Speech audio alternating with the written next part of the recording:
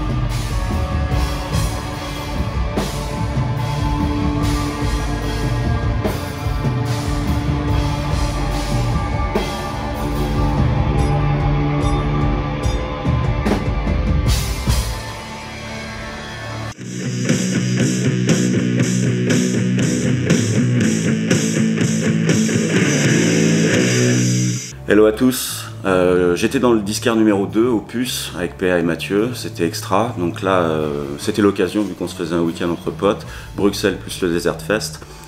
À Bruxelles, j'ai rien trouvé, 5 disquaires, non pas qu'il n'y avait rien, il y avait des merveilles partout, vous verrez mes acolytes, ils ont trouvé plein de belles choses. Mais moi j'étais parti dans un état d'esprit de trouver soit de la nouveauté, soit de la complétude, des choses qui me sont chères. Et j'avais pas envie d'aller à la découverte. Et puis le gros disquaire de nouveautés, les prix étaient extrêmement indécents. Donc, je vais pas vous cacher que samedi soir j'étais un petit peu perplexe sur le fait que j'allais me présenter avec les mains vides et que j'allais me faire humilier par mes amis. Et puis non, le Desert Fest, quelques bacs de disquaires extraordinaires. J'ai trouvé plein de choses que je vais vous présenter. Donc dans un premier temps, on est parti sur un budget de 120 €. Donc, dans un premier temps, le first spread de Corrosion of Conformity Blind, et c'est fini. C'est une plaisanterie. C'est un repress 20 € du meilleur album de Metallica. The Limit, avec Bobby Liebling, disque qui était sorti en 2019, qui était dans le top. Excellent disque que j'avais en CD, et là il était pas cher, et puis c'est un bleu en plus, donc il y a le petit côté affriolant. Witch que je ne connaissais pas, et bah Mes acolytes calés en stoner plus que moi m'ont dit achète ça, et moi quand on me donne des bons conseils, vous l'aviez vu dans le premier défi, je suis et après je me régale. Ça je connaissais, je suis très content de l'avoir vu et de l'avoir trouvé, c'est le premier album de Godsnake réédité. Donc ça va tourner beaucoup sur la platine. Et puis on remonte aux origines. Moi je fais une complétude avec ce petit groupe que j'aime énormément. Je ne sais pas ce que vaut réellement ce disque, mais Pentagram, il me manque pas grand chose en vinyle réédité, hein, j'entends. Et celui-là je vais le découvrir en buvant une petite bière. Et pour finir, on s'éloigne un tout petit peu du stoner avec un petit disque. Voilà. Emperor, Anthems, Top 3 Black peut-être. Grand disque que j'avais en digi et que je suis ravi d'avoir en repress bien sûr. Voilà, jolie pêche, vous verrez, vous avez senti l'amour du riff, vous avez senti le monsieur qui vient faire vivre les disquaires qui apportent leur bac à un festival, donc vous saurez vers qui votre cœur doit porter. Hello tout le monde, c'est mon tour. Donc Pierre-Antoine, présent également dans le défi disquaire numéro 2. Et je vous présente mes petites pépites trouvées pour le coup, contrairement à mon collègue, pas mal sur Bruxelles. J'ai beaucoup misé, parce que je connaissais déjà la ville, j'ai beaucoup misé sur le hard rock 70s, le proto hard rock, comme ceux qui le savent en tout cas, ça fait partie des styles que j'affectionne particulièrement. Mais je ne vais pas commencer par ça, parce que je commence par le deuxième album de Devil's Blood. Enfin la réédition, j'avais pas le premier pressage. The Fountain for l'Epicenter, que je suis très content d'avoir pu trouver à un prix somme toute raisonnable. Et donc du coup trouvé dans le magasin Electrocution, tenu notamment par un des membres de Wolvenest, et qui est également le seul magasin métal de la ville. Donc deuxième trouvaille, 7e album d'Electric Wizard, Black Mass.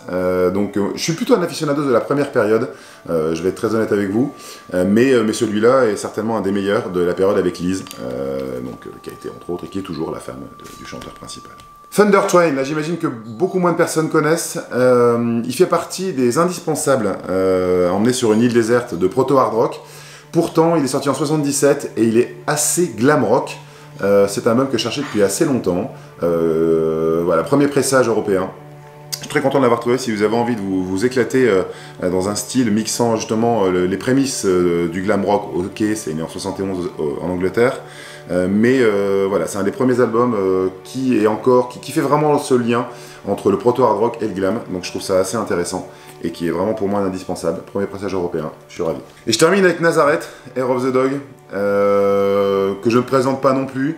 Premier pressage européen également, sorti chez Vertigo, je suis ravi, c'est mon album préféré de Nazareth, avec le premier album. Donc voilà, 120 €, j'ai dû le négocier celui-là pour pouvoir rentrer dans la tranche, mais j'y suis arrivé, je ne peux que vous conseiller de l'écouter également. Merci à tous et votez avec votre cœur. Alors de mon côté, moi j'ai profité surtout du Desert Fest, puisque j'ai fait, je pense, la moitié de mes achats là-bas. Je cherchais pas de disque particulier, de style particulier, juste à combler les trous dans la collection et pourquoi pas faire quelques découvertes. Bon, niveau découverte, j'y suis pas du tout. Je commence avec Trouble. J'ai enfin trouvé cette réédition qui était plus difficile à dénicher que ce que je pensais, parce que c'est sorti cette année. Donc excellente EP de 94 si je me trompe pas d'année. Pour la suite, classique. Meilleur album de Michael Schenker, 82, donc Assault Attack, Broken Promises, il n'y a que de la tuerie là-dessus. S'il y a un seul disque à écouter de Schenker, je pense que c'est celui-ci. En plus, on peut le retrouver, ça c'est une réédition de 2017 à des prix très abordables. Autre grande difficulté, cet album qui est sorti, je sais même plus, 2017, quelque chose comme ça.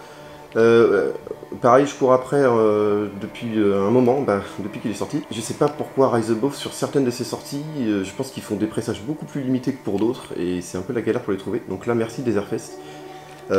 Meilleur album de Blood Ceremony, qui ont annoncé il y a quelques heures qu'ils ont envoyé au pressage leur prochain album. C'est enfin fait. Donc on n'a plus qu'à espérer qu'ils ne confirment pas la tradition de je sors un album incroyable et je fais une merde derrière. On croise les doigts. Enfin trouvé aussi cette EP de Goth, qui est un groupe qui contient notamment Farida Lemucci, ex-chanteuse de The Devil's Blood, également chanteuse de Molasses. Il y a aussi des membres de Soulburn et Legion of the Damned dedans, mais alors c'est pas death metal, même si on peut sentir qu'il y a des influences death metal. C'est une espèce de... comment on pourrait qualifier la musique de goth. C'est un espèce de mélange de heavy metal et de rock psychédélique. Pour faire court, c'est ça, quoi. C'est vraiment excellent. J'ai beaucoup aimé Molesis, mais là pour le coup, pour moi, ça c'est la meilleure chose sur laquelle Fari Yamaguchi figure depuis la mort de The Devil's Blood. Notamment The Color Empty, s'il faut écouter qu'un seul morceau pour se convaincre, c'est de loin le meilleur pour moi de l'album, même si tout l'album est très bien, et même la reprise, je laisse la surprise. Classique que j'avais pas dans cette édition, puisque je suis extrêmement fan de Dissection, donc j'ai un petit peu hésité parce qu'il commence un peu à se faire plaisir sur les prix, sur ce genre d'objet. Mais le fait est qu'on sait aujourd'hui que si on tergiverse un peu, on va le retrouver 5 ans plus tard à 80 € de plus. Donc je l'ai pris quand même. L'avantage, outre un délicieuse fausse de frappe à l'arrière sur The Great Prophecy, Shadows Off, et il manque la suite. C'est une espèce de... une illustration etched dessus, avec une très belle illustration de la pochette d'origine, parce que c'est un peu dommage de faire des éditions collector avec des pochettes aussi sobres, c'est un peu un des trucs qui a failli m'arrêter au départ. Mais bon, le fait est que c'est quand même un bel objet, et que bon, c'est Dissection, c'est clairement un des meilleurs albums du style, donc on est quand même jamais déçu. Et enfin, le meilleur pour la fin, que j'ai trouvé au magasin Le Disquaire Metal de Bruxelles, donc j'ai enfin une preuve formelle que Mylène Farmer c'est du métal, quand on ne me croit pas quand je le dis. Le meilleur morceau de Mylène Farmer de toute sa carrière selon moi, donc je sais que je suis un peu seul sur ce coup, mais c'est mon morceau préféré de Mylène Farmer, Alan, et pour l'histoire, c'est son single, c'est son plus gros échec commercial en termes de single, sachant que c'est son tout premier, de mémoire c'est son premier single live. Voilà, et bah oui forcément, puisque c'est l'album en concert qui est excellent également.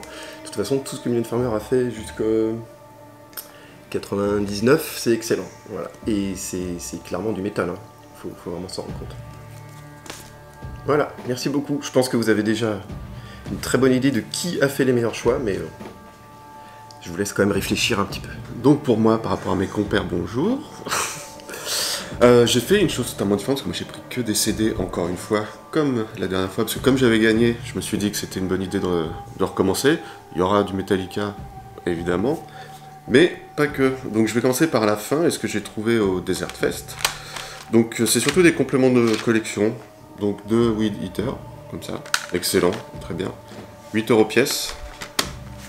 Le The Skull, que je n'avais pas, magnifique, 3 €.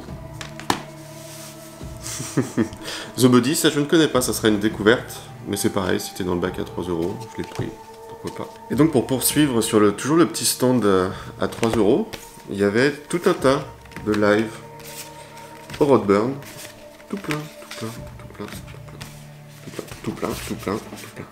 il y en a trop.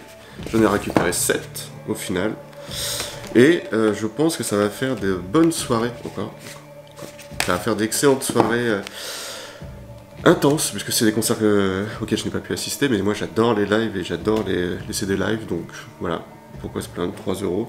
Donc tout ça, j'en ai eu pour 45 € au Desert Fest, ce qui fait à peu près un vinyle pour chacun de mes compères, hein.